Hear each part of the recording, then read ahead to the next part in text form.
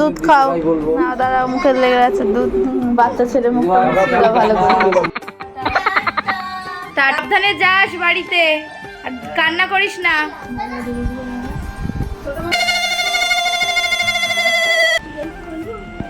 দেখো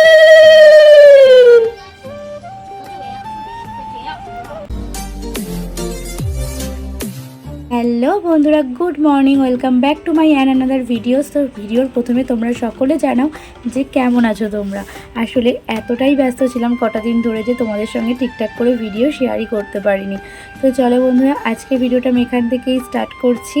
তো আজকে কিন্তু আমরা যাচ্ছিলাম কৃষ্ণনগর। তো এর আগে তোমরা কিন্তু আমার জামাইষষ্ঠীর ব্লগ অলরেডি দেখে নিয়েছো আমার চ্যানেলে। আমরা কিন্তু দিদা বাড়িতে এসেছিলাম, আর এই দেখো দিদাকে এখন আদর করে টাটা বাই বাই করে এখন আমাদের যাওয়ার পালা। তো অনেকটাই দুঃখ হচ্ছিল বুলবুলি তারপরে দিদাবাড়ির সবাইকে মানে ছেড়ে আসতে, কিন্তু যেহেতু মা আসেনি জামাইষষ্ঠীতে, কারণ মায়ের শরীরটা খুবই খারাপ ছিল। তো এখন কিন্তু আমরা তাই জন্য যাচ্ছিলাম কৃষ্ণনগর। তো দেখো চলে এসেছি কৃষ্ণনগর, আর আসার সময় আর ভিডিওটা কন্টিনিউ করতে পারিনি যেহেতু বাইকে করে এসেছি, আর মাম্মাম সারা রাস্তা ঘুমিয়ে ঘুমিয়ে এসেছে। তো আসার সাথে সাথেই এখানে কিন্তু জামাই চলে এসেছে মিষ্টির দোকানে। আসলে জামাই ষষ্ঠীর সময় আর মিষ্টি না নিয়ে কি শ্বশুরবাড়ি যাওয়া যায় বলো। তো এখানে এক হাঁড়ি মিষ্টি দই নেওয়া হয়ে গেছে। তো নিয়ে দেখো সোজা আমরা বাড়ির দিকে রওনা। তো রওনা দেওয়ার পরেই কিন্তু মা সবার প্রথমে আমার ওপর দায়িত্ব দিয়ে দিয়েছে এখানে প্লেট সাজানোর জন্য। তো প্লেটটা দেখো সুন্দর করে এখানে সাজিয়ে নিলাম, চন্দন তারপর হচ্ছে ধান দুব্বো সমস্ত কিছু নিয়ে। আর এখানে যেহেতু দুটো জামাই, বোনরাও আসবে আর কিছুক্ষণ পর, তো একসাথেই দুই জামাইকে বরণ করা হবে। তো এখানে তারপরে আমি কিন্তু মিষ্টির মানে থালিটাও সাজিয়ে নিচ্ছিলাম, মিষ্টির প্লেটটা। তার সাথে সাথে কিন্তু অনেক কিছুই এখানে গোছাতে হবে। তো মা যেহেতু জামাইষষ্ঠীর দিনকে ষষ্ঠী দিতে পারেনি, সেই দিনকে হচ্ছে মামি আরও মাসি এরা সবাই দিয়েছিল। তোমরা যারা যারা আমার এর আগের ব্লগটা দেখেছো তারা নিশ্চয়ই সেটা দেখেছো। ষষ্ঠীটা কিন্তু কালকে চলে গেলেও মা কিন্তু একটুও এই মুহূর্তটাকে মিস করতে চায়নি। তো তাই জন্য কিন্তু সমস্ত কিছু আয়োজন করে রেখেছিল। আর আমি আসার সাথে সাথেই মা বললো একটু গুছিয়ে দিবি মনা। তো মার কথা মতন কিন্তু সমস্ত কিছু দেখো এখানে আমি সাজিয়ে গুছিয়ে দিচ্ছিলাম। আর এখানে দেখো আজকে ছিল এই যে মিষ্টি, তারপরে ফলের একটা থালি, আর ছিল পায়েস। তো পায়েসটা কেন করেছে জানো তো, এই যে বোনরাও কিন্তু এরই মধ্যে পৌঁছে গেছে আমার গুছানোর মধ্যেই। তো দেখো আজকে তোমাদেরকে যেটা বলছিলাম, তো সেটা হচ্ছে দুদিন আগে আমার রনি তারপর হচ্ছে আমার হাজব্যান্ড, তো এরই পরপর আমাদের বার্থডে ছিল। তো সেই জন্য কিন্তু মা এখানে সবার জন্য পায়েসও করেছিল, যেহেতু আমাদের বার্থডের সময় মা যেতে পারেনি। তো মা কিন্তু আমাদেরকে অনেকটাই মিস করার, তেমন আমরাও। তো সব কিছুর মধ্যে দিয়ে কিন্তু মা এটাও মনে রেখে ঠিক করেছে, দেখেছো। তো একেই বলে মায়ের ভালোবাসা। আর এই ভালোবাসাটা আমি কিন্তু একটুও মিস করতে চাই না। আর তাই জন্যই কিন্তু জামাইষষ্ঠীটা দিদাবাড়িতে পালন হওয়া সত্ত্বেও আমরা কিন্তু ছুটতে মার কাছেও চলে এসেছি, যাতে এই মায়ের ভালোবাসাগুলোর থেকে একটুও না বঞ্চিত হতে পারি।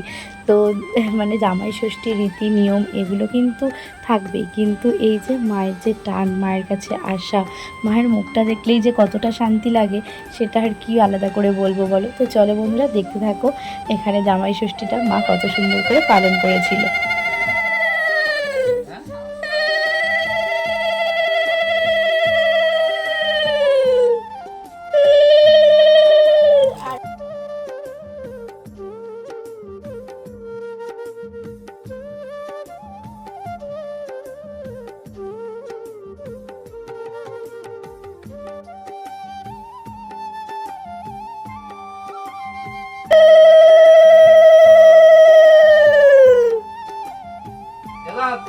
দরজাটা দিয়ে আসতে বলবি।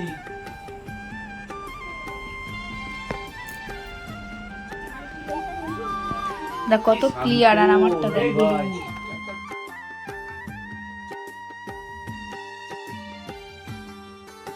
কি বলতো আমি কালকে টাইমিং আর আজকে এই টাইম সেম টাইম চলছে। জাস্ট যাচ্ছে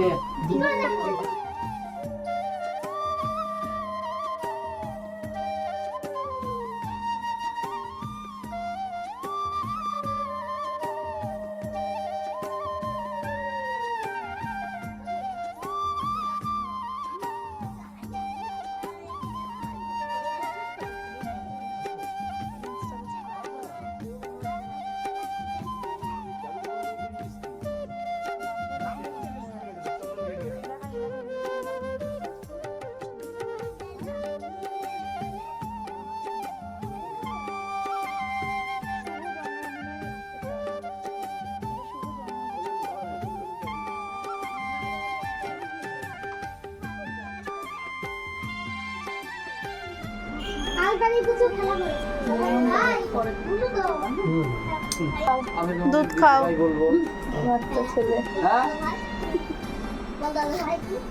খুব খুশি হয়েছে বলে দিদি ভাই না দাঁড়া, মুখে লেগে আছে দুধ। বাচ্চা ছেলে মুখটা মুছছিল ভালো করে।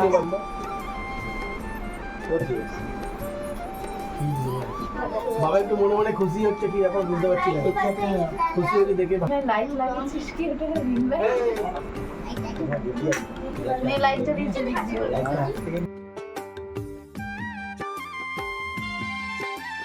বোনের বিয়ের পর বোনদের যেহেতু এবার প্রথম বছরের ষষ্ঠী ছিল, তো এবারের ষষ্ঠীটা নিয়ে আমরা কিন্তু অনেকটাই এক্সাইটেড ছিলাম। তো দেখো বন্ধুরা, দুই বোন দুই জামাই সবাই মিলে আমরা কিন্তু দারুণভাবে এবারের ষষ্ঠীটা কাটিয়ে উঠলাম। আর এইদিকে দেখো এখন কিন্তু চলছে গিফট আদান প্রদানের পালা। আর এইদিকে আমি আর বোন বলছি আমরা কি ফাঁকি যাবো না কি, তো মা বলছে একদমই না। তো এইদিকে দেখো মা কিন্তু কত সুন্দরভাবে টেবিল সাজিয়ে গুছিয়ে আমাদেরকে সকালবেলার খাওয়া দাওয়া দিয়ে দিয়েছে। তো চলো ঝটপট করে খাওয়া দাওয়া কমপ্লিট করে নেওয়া যাক। আর তারই মধ্যে দেখো এদিকে কিন্তু রান্নাঘরেও চলছে রান্নাবান্নার তোড়জোড়। তো দুই জামাই বাড়িতে আছে, তো রান্নার তো তোড়জোড় চলবেই, তাই না? তো এইদিকে কিন্তু হচ্ছিল বিরিয়ানি, আর এদিকে আমি বানাচ্ছিলাম চিকেন চাপ। তো চলো ঝটপট করে রান্নাবান্নাটা কমপ্লিট করে নেওয়া যাক। আর এই গরমে রান্না করতে গিয়ে মা আর আমি পুরো একদম সেদ্ধ হয়ে গেছি। তো বুঝতেই পারছো এই গরমে রান্নাবান্না করা যে কী চাপ। চিকেন চাপ করতে গিয়ে মনে ছিল যেন আমরাই চাপে পড়ে গেছি। তো দেখো বন্ধুরা, এদিকে দেখাচ্ছিলাম দুটো হাঁড়ি, কারণ দুটো হাঁড়ি কিন্তু দুই জামাইকে দেওয়া হবে। তো এটা জাস্ট মজা করছিলাম। তো এইরকমই মজা ঠাট্টা হাসি করতে করতে কিন্তু আমাদের রান্নাবান্না কমপ্লিট দুপুরে। আর এই যে এত সুন্দর স্যালাডটা দেখছো না, এত সুন্দর করে সাজিয়েছে কে বলো তো? আমার কর্তা মশাই। আর বোন পাশ থেকে বলছে ক্রেডিটটা শুধু জিজুকেই দিচ্ছিস কেন, আমি কি কিছু করিনি নাকি? আসলে হ্যাঁ হ্যাঁ করেছিস, তুই এত সুন্দর করে টেবিলটা যে সাজিয়ে গুছিয়ে দিয়েছিস এটাই অনেক। তো দেখো এদিকে খাওয়ার মুখে তুলতে তুলতে দুই জামাইয়ের রিয়াকশনটা জাস্ট দেখো, বলছে দারুণ দারুণ। আর এইদিকে দেখো শালিকে আবার খাইয়েও দিচ্ছে। তো এগুলো আর বেশি কিছু তোমাদেরকে দেখালাম না, কারণ প্রচণ্ড খিদে পেয়ে গেছিলো। তো ঝটপট করে খাওয়া দাওয়া করে নিলাম। আর তারপরে কিন্তু আমরা বেরিয়ে পড়েছিলাম সবাই মিলে একটুখানি মার্কেটিং করতে। আর এই যে দেখছো কৃষ্ণনগর যশোদা, তো এইখান থেকেই কিন্তু প্রত্যেক বছর আমরা জামাই ষষ্ঠীর কেনাকাটা করে থাকি। কিন্তু ষষ্ঠীর বাজার এখান থেকে ছাড়া কোথা থেকে করি না, মানে জামাইদেরটা অন্তত ঠিকঠাক করে সেই বুঝে করবা। একটু বেশি নেবো। হ্যাঁ হ্যাঁ বেশি নেবা। তুমি যদি বেশি নিয়ে পারো জামাইদের থেকে তাহলে নেবা। তাহলে ফাইন আছে। আর এই যে মায়ের টাকা হোক আর বরের টাকা, বার্গেটিং করাতে কিন্তু মেয়েরা ভীষণভাবে এক্সপার্ট। তো এখানে দেখো বার্গেটিং করে দামটা একটুখানি কম টম করার চেষ্টা করলাম, কিন্তু কি জানি দাদা কম নিল না বেশি নিল। আমরা যতবারই ষষ্ঠীতে বাজার মানে কেনাকাটা করতে আসি না কেন, জামাইদেরটা কিন্তু যশোদা থেকেই নেওয়া হয়, মানে যশোদা ছাড়া এখানে কোনো জায়গাতে নেওয়া হয় না। এই দিকে দেখো ও কিন্তু দেখাচ্ছে যে যশোদার প্রত্যেকটা কালেকশন ওর কিন্তু দারুণ লাগে। তো ওরা এদিকে কেনাকাটা করতে ব্যস্ত, আসলে কিছুই না। মা কিন্তু শার্ট দিয়েই দিয়েছিল দুই জামাইকে, যেহেতু জিন্সের মাপটা জানতো না, তাই জন্য বললো যে তোরাই পছন্দ করে নিয়ে আয়। তো এই জন্যই আমাদের আসা। দোকানে খুব একটা আমরা লেট করিনি, কারণ যেহেতু মাম্মামকে আমরা রেখে এসেছিলাম। তো এদিকে দেখো টাটা মিষ্টি হয়ে যাবে। তো বন্ধুরা, কালকে কিন্তু বাড়িতে আসার পর আমি আমার ভিডিওটা আর কন্টিনিউ করতে পারিনি, কারণ বাড়িতে আসার পর মা বোন সবার সঙ্গে একটু গল্প আনন্দ এইসব নিয়ে খুবই ব্যস্ত ছিলাম। তো ভিডিওটা আর কন্টিনিউ করার কথা আমার মনেই ছিল না। তো পরের দিন সকালবেলা দেখো বোন কিন্তু চলে গেল বাড়িতে, আর আমরাও এদিকে রেডি হচ্ছি, যেহেতু মাম্মামকে রেডি করাতে হবে। তো এই সমস্ত নিয়ে আমার একটু লেট হয়ে গেছে। আর এইদিকে দেখো মাম্মাম কেমন কান্না করছে। মানে যখন আমরা আসি বাড়িতে তখন যে কত আনন্দ, আসবো মানে অনেক উল্লাস নিয়ে আমরা কিন্তু বাড়িতে আসি। আর বাড়িতে যাওয়ার সময় প্রত্যেকবারের মতন এবারও দেখো মাম্মাম কান্নাকাটি করছে, আর এদিকে মাও বসে বসে কান্না করছে। তো মা মেয়ের কান্না দেখে আমি আর নিজের চোখের জল কি করে আটকাই বলো। তো দেখো এইরকমই মন খারাপ নিয়ে এবার আমাদেরকে এখন বাড়ি ফিরে যেতে হবে। তো মাম্মামকে মোটামুটি রেডি করে নিয়েছে, আর দেখো কান্না করতে করতে মেয়েটা ঘুমিয়েই পড়েছে। আর এইদিকে এখন কিন্তু আমিও রেডি হয়ে নিলাম। তো এটাই বলছিলাম যে খুব কষ্ট হচ্ছিল যেতে, কিন্তু কিছু করার নেই, বাড়িতে তো যেতেই হবে। আর কদিন পর হচ্ছে মাম্মামের পরীক্ষা যেহেতু, তো দুটো দিন মা বলছে যে থেকে যা দুটো দিন মেয়েটা এইভাবে কাঁদছে, ওকে এইভাবে নিয়ে যাচ্ছিস। আবার কান্না করতে করতে না মাম্মাম ঘুমিয়েও পড়েছে। আসলে কি বলতো, দিদুন তারপরে দাদু এদের ভালোবাসাটা আলাদাই একটা ভালোবাসা। এখানে আসলে মন খুলে আনন্দ করতে পারে। বাড়িতেও সব কিছু করে, কিন্তু সব কিছুর মধ্যে দিয়ে পড়াশোনা, সব কিছুর মধ্যে একটুখানি আটকাবদ্ধ জীবন।